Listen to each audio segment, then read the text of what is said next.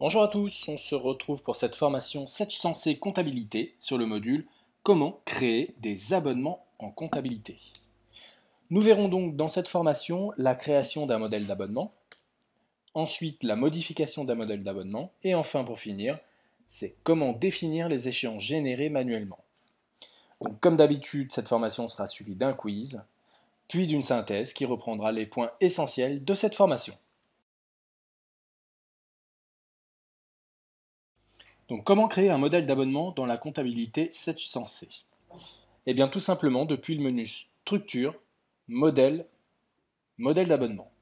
Attention, le modèle d'abonnement s'appuie sur les modèles de saisie. Il est donc obligatoire de maîtriser auparavant comment faire un modèle de saisie. Donc, par conséquent, je vous invite à vous reporter à la formation Comment créer un modèle de saisie dans la comptabilité Sensei. Donc, pour créer un modèle d'abonnement, modèle d'abonnement, je clique ici, je me retrouve donc dans la liste de mes modèles existants. Donc pour en ajouter un nouveau, et bien tout simplement ici, le bouton nouveau, et me voilà dans la fenêtre de création d'un abonnement. Donc mon intitulé, je vais l'appeler Crédit Bail. Mon code journal, je vais passer ces écritures en achat. Je peux déjà y mettre une référence. Et c'est ici que je vais venir chercher mon modèle de saisie. Attention au modèle de saisie, celui-ci doit être paramétré avec la variabilité des montants, c'est-à-dire que les montants doivent être de type saisie et ne doivent pas être écrits en dur, parce que les montants ne seront pas calculés par le modèle de saisie, mais directement calculés par le modèle d'abonnement. Donc ensuite dans les paramètres, eh bien, vous avez la possibilité de créer votre abonnement en fonction d'une date de début, d'une date de fin. Donc à l'inverse de la comptabilité Sage, la date de fin n'est pas forcément la date d'exercice que vous générez. Vous pouvez générer un abonnement sur 1, 2, 3, 4 ou plusieurs années, sans problème, sachant qu'il faudra quand même les générer année après année. Donc la date de début, 1er janvier 2017, et on va mettre en date de fin 31/12/2017. La périodicité, combien de fois je vais retrouver mon échéance dans un mois, dans un jour, dans une semaine, dans une année. Donc ici, je vais mettre une échéance par mois. Et enfin, le paramétrage du montant.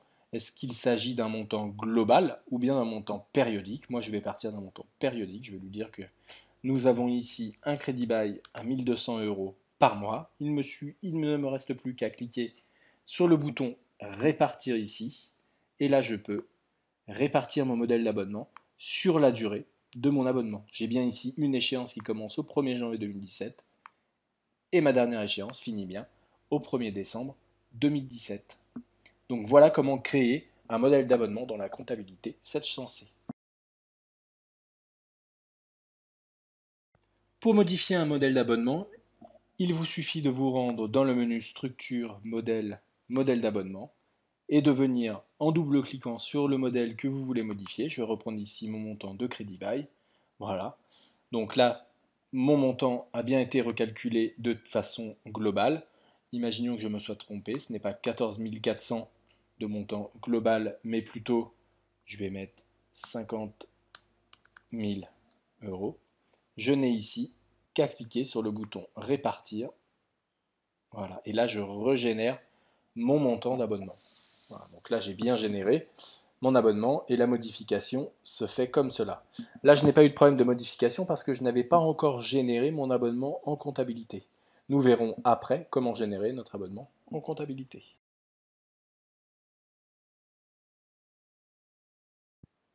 Enfin, dernier point de paramétrage concernant mes abonnements, j'ai la possibilité dans le menu structure, modèle, modèle d'abonnement toujours, je vais reprendre mon abonnement Crédit Bail, de venir ici modifier mes différentes échéances. Alors les modifier de plusieurs façons.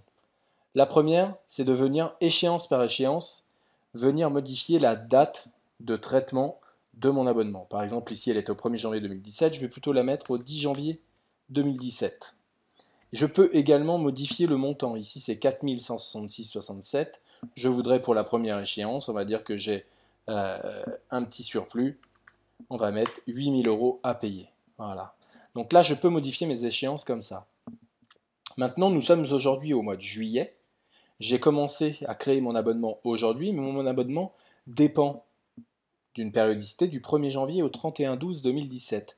C'est-à-dire qu'a priori, aujourd'hui, au mois de juillet, j'ai déjà au moins passé 6 fois l'échéance dans ma comptabilité. Donc si je génère comme cela mon abonnement dans la compta, je vais me retrouver avec des échéances en doublon de janvier à juin. Donc pour signifier au logiciel que mes échéances ont déjà été générées, eh bien tout simplement ici j'ai une colonne qui s'appelle générer. Je vais double-cliquer ici pour avoir accès à la petite case et définir mon échéance de janvier, de février, de mars, d'avril, de mai et de juin comme étant déjà générés dans ma comptabilité. Par conséquent, le logiciel ne me proposera pas de le régénérer une deuxième fois et donc par conséquent, je n'aurai pas d'erreur dans ma comptabilité. Nous voici donc arrivés au quiz. Donc, première question, les abonnements s'appuient sur quel autre module de la comptabilité? Première réponse, les modèles de saisie. Deuxième réponse, les modèles de grille. Troisième réponse, les modèles de règlement.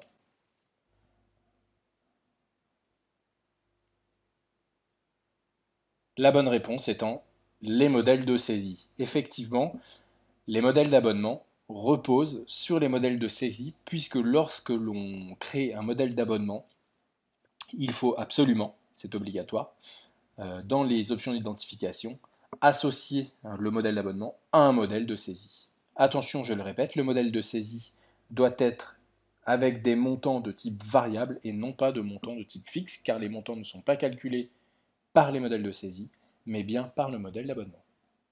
Deuxième question, peut-on prévoir que certaines échéances ne se génèrent pas en comptabilité? Oui, en modifiant la période de l'abonnement. Oui, en définissant l'échéance comme étant déjà générée, ou bien non, il faudra supprimer les doublons en comptabilité.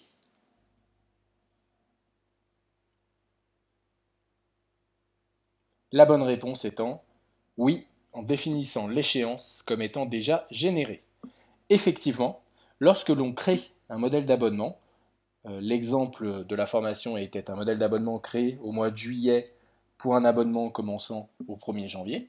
A priori, les écritures en comptabilité, si la comptabilité est à jour, sont déjà passées pour les mois de janvier à juin.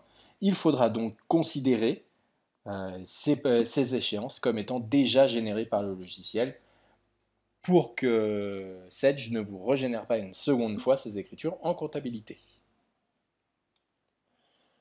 On arrive donc à la synthèse de cette formation. Donc dans la synthèse, nous allons y voir les points importants de la création des abonnements, à savoir que les abonnements permettent une génération automatique de plusieurs échéances dans la comptabilité. Voilà, là c'est différent des modèles de saisie qui permettent l'automatisation d'une écriture en comptabilité. Les modèles d'abonnement, eux, vous permettent de générer un flux d'écriture dans votre comptabilité. Les modèles d'abonnement fonctionnent grâce au modèle de saisie, donc c'est important, il faut bien connaître les modèles de saisie pour pouvoir paramétrer les modèles d'abonnement.